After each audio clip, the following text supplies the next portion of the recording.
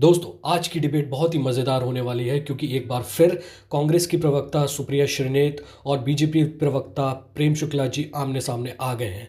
संभल की हिंसा को देखते हुए एक बार फिर कांग्रेस का नया एजेंडा आया है, जिसमें कि सुप्रिया श्रीनेत कहती हैं कि कांग्रेस के महानायक राहुल गांधी जी को संभल जाने नहीं दिया जा रहा, जिसके उपरांत प्रेम शुक्ला जी उनको काउंटर करते हुए बहुत तीखी बात कहते हैं। तो इस डिबेट में बने रहिए क्योंकि आगे जाके ये डिबेट बहुत ही ज़्यादा रोमांचक होने वाली है। और अगर आपको ये डिबेट पसंद आए तो प्लीज़ इस डिबेट की वीडियो को लाइक करना मत भूलिएगा और सब्सक्राइब भी करना। चालू करो बे। तो दोनों सवालों के जवाब नहीं मिले ना। 2 दिसंबर तक नहीं, पाबंदी तो 10 दिसंबर तक है ना। और पुलिस की गोली से मौत, इसकी तो कहीं पुष्टि नहीं हुई है ना। और तस्वीरें तो ये भी देखी है कि किस तरीके से वहां पर पथराव हो रहा था, पुलिस वाले भी जख्मी हुए हैं। तस्वीरें तो ये भी देखी है कैसे लोगों के घरों की छतों से पथराव पुलिस पर किया जा रहा था। तस्वीरों में तो ये भी आया है कि वहां पर जो उपद्रवी थे उनके हाथ में भी देसी कट्टे थे। गुड क्वेश्चन जी, जैसे ही पता चला कि 4 दिसंबर को राहुल गांधी जाएंगे, 2 तारीख को बढ़ाकर 10 तारीख कर दिया गया। क्यों कर दिया गया? और अगर राहुल गांधी अकेले जाने को तैयार थे तो इसमें क्या दिक्कत थी, मैं ये जानना चाहती हूँ। प्रेम शुक्ला जी, आइए जवाब दीजिए। कांग्रेस की तरफ से कहा गया है कि अपनी नाकामी छुपाने के लिए यूपी सरकार जो है उसने पुलिस को आगे कर दिया और पुलिस की तरफ से पाबंदियां लगवा रही है। ये पॉलिटिकल टूरिज्म के लिए कोई कुछ भी प्रयास करे तो पॉलिटिकल टूरिज्म का प्लेस संभल नहीं है। बड़ी अच्छी बात कही आप। और इतना ही अधिक संवेदनाएं हैं। 70 लोग तमिलनाडु में जहरीली शराब पीकर मर गए, वहां कांग्रेस की सरकार है, कांग्रेस गठबंधन में वहां शामिल है। राहुल गांधी जी कभी नहीं गए।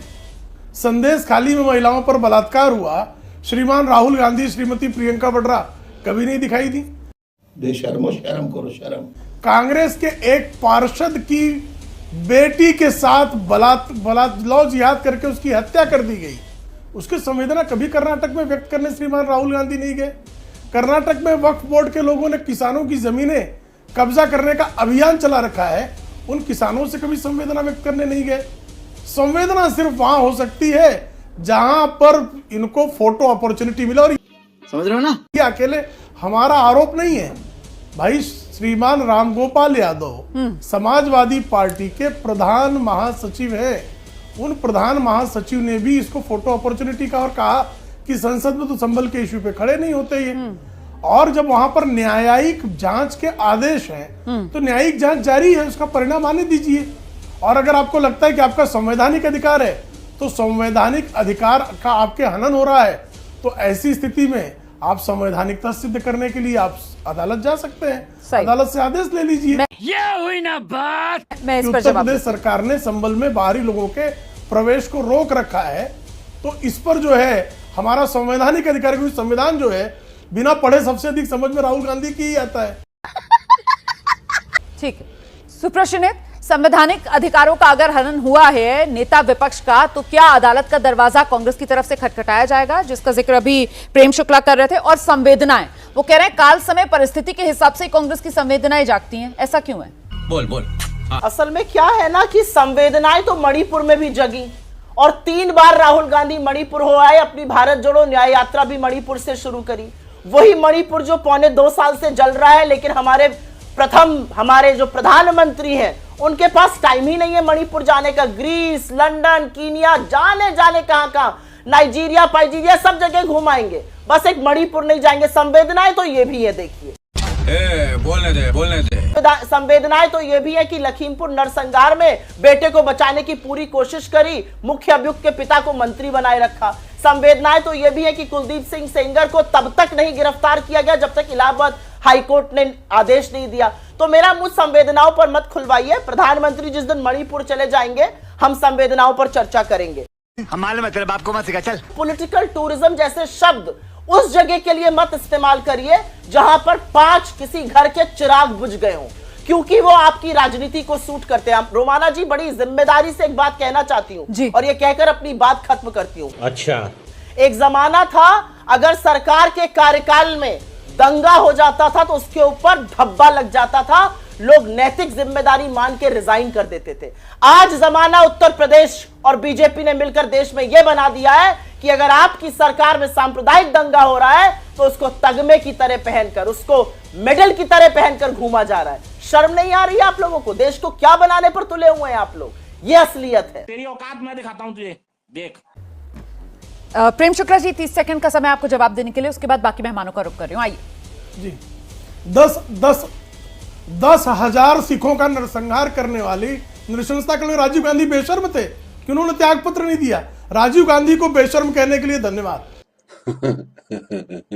आप जो है मुंबई में दंगे हुए, कानपुर में दंगे हुए, मुरादाबाद में दंगे हुए, मलियाना में दंगे हुए, भागलपुर में दंगे हुए, किसने त्याग पत्र दिया था? कौन था त्याग पत्र देने वाला? और यहाँ दंगे नहीं हुए हैं, एक कौम विशेष के लोगों ने उत्पात मचाने का प्रयास किया और प्रयास करके वो पुलिस पर जो उन्होंने हमला किया उसमें पुलिस पर गोलियां भी चलाने के प्रमाण मिले हैं और पाकिस्तान के ऑर्डिनेंस फैक्ट्री में बने गन का प्रयोग किया गया है, उसके जो है गोलियों का प्रयोग किया गया है। यहां पर एनआईए भी जांच में आ रही है। ऐसे मामले में न्यायिक जांच होने के पहले संभल पहुंचने की इतनी जल्दबाजी? बात तो सही है। मुजफ्फरनगर में जब दंगे हुए थे तब केंद्र में कांग्रेस की और राज्य में जो है सपा की सरकार थी। आदरणीय राजनाथ सिंह तब भारतीय जनता पार्टी के राष्ट्रीय अध्यक्ष थे, उन्होंने जाने का प्रयास किया, उनको रोका और किसी भी विपक्ष के नेता, और तो जाने दीजिए जी, केदारनाथ में बाकायदा एवेलांच हुआ, वहां पर राहुल गांधी के अलावा बाकी किसी विपक्ष के नेता को वहां पर संवेदनाएं बांटने जाने के लिए प्रतिबंध लगा दिया। ये उत्तराखंड की सरकार थी। देख रहा है विनोद, क्या बातें कर रही हैं आप? और कौन सी बातें कर? तमिलनाडु में 70 लोग मर गए, वो तो जान थी ही नहीं, वो चिराग तोड़े थे। वो शराब चूंकि जहरीली पी लिया और आपकी सरकार के कारण पी लिया। यही नहीं, अभी और सुनिए। मतलब प्रशासन का रवैया हमेशा यही रहता है और वो कहीं ना कहीं जो सत्ता होती है उसके अनुकूल जो है वो फैसले लेता हुआ नजर आता है। राजा के लिए प्रजा में भेद नहीं हो सकता, भाई भाई में भेद नहीं हो सकता, धर्म जाति और प्रांत में भेद नहीं हो सकता। ये पूरी बात कही अटल जी ने। किसको सुना रहे थे अपने बगल में बिठाकर? नरेंद्र मोदी को। क्यों सुना रहे थे? क्योंकि नरेंद्र मोदी अपने राजधर्म का पालन नहीं कर रहे थे। तो शब्दों से ये तो इन्फेरेंस हो गया ना, समझिए, ये तो इन्फेरेंस, ये तो मतलब हो गया ना, ये तो वही शब्द समझने वाली बात हो गई ना। लेकिन अभी यहाँ पर चर्चा उत्तर प्रदेश को लेकर कर रहे हैं। उत्तर प्रदेश को लेकर हम चर्चा कर रहे हैं। आप क्यों ऑब्जेक्शन कर रहे हैं? मुझे लगता है जरा सा प्रेम शुक्ला जी का रुख कर लेते हैं। ये तो बीजेपी वाले भी मानते थे, उस वक्त भी मानते थे, अभी भी मानते थे। नहीं, मैं अपनी बात पर कायम हूं। मैं तो अभी फिर से कह दूं कि उन्होंने कहा था कि राजधर्म का पालन कीजिए और बराबर में नरेंद्र मोदी बैठे हुए थे, उन्होंने भी ये कहा था कि वही कर रहे हैं साहब, उन्होंने भी यही कहा था। उन्होंने उस समय उस मन से यही कहा था। लेकिन मनोज काका जी ने यहाँ पर कहा कि अटल जी ने कहा था कि राजधर्म का पालन नहीं कर रहे हैं, इसीलिए मैंने टोका था ताकि ऑडियंस को गलत मैसेज नहीं जाना चाहिए। शुक्ला जी, मैं अब जरा प्रेम शुक्ला जी का रुख कर लेती हूँ, उसके बाद दोबारा आपके पास आ जाऊंगी। गलत मैसेज आपकी वजह से जा रहा है। अच्छा, इस समय ऑडियंस को आप उलझा रही हैं बेकार के डिबेट में, ये मैं आपसे कहना चाहती हूँ बड़े सर्वसम्मति और नहीं, मैं बिल्कुल नहीं उलझा रही हूँ। मैंने तो क्लैरिटी दी। आप लेकर आई दोबारा से अटल जी का बयान, आपने अटल जी का बयान सुनाया, एक बार आपने अटल जी का बयान सुनाया, फिर आपने पॉज किया, फिर आपने उसके आगे का वर्जन सुनाया, हम जबकि चर्चा में आगे बढ़ गए थे। मैं किसी को उलझा नहीं रही हूँ। प्रेम शुक्ला जी, मैं आपसे ये जानना चाहती हूँ कि आखिरकार यहाँ पर अगर कांग्रेस, समाजवादी पार्टी सब ये कह रहे हैं कि साहब विपक्ष के नेता हैं, चुने हुए प्रतिनिधि हैं, विपक्ष के नेता संवैधानिक पद पर बैठे हुए हैं, इन लोगों से काहे का डर है प्रशासन को? क्यों नहीं इनको जाने देते हैं? वहां पर ऐसा क्या है जिसको छुपाने की कोशिश की जा रही है? अगर चले जाएंगे ये नेता वहां पर तो ऐसा क्या हो जाएगा? अभी पता चलेगा।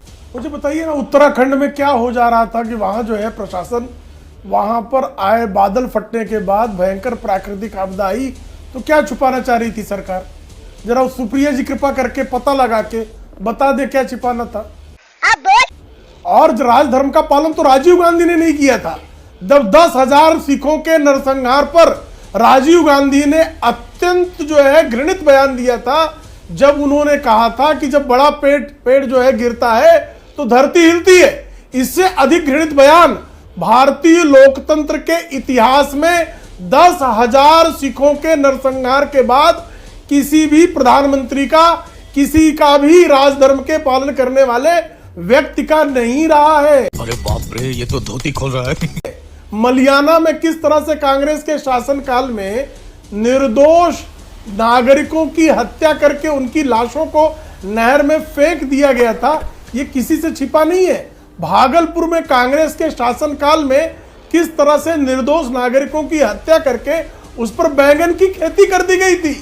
और इतिहास लेकर बैठेंगे तो कांग्रेस के लिए मुंह छिपाने के लिए इस देश में कहीं जगह नहीं है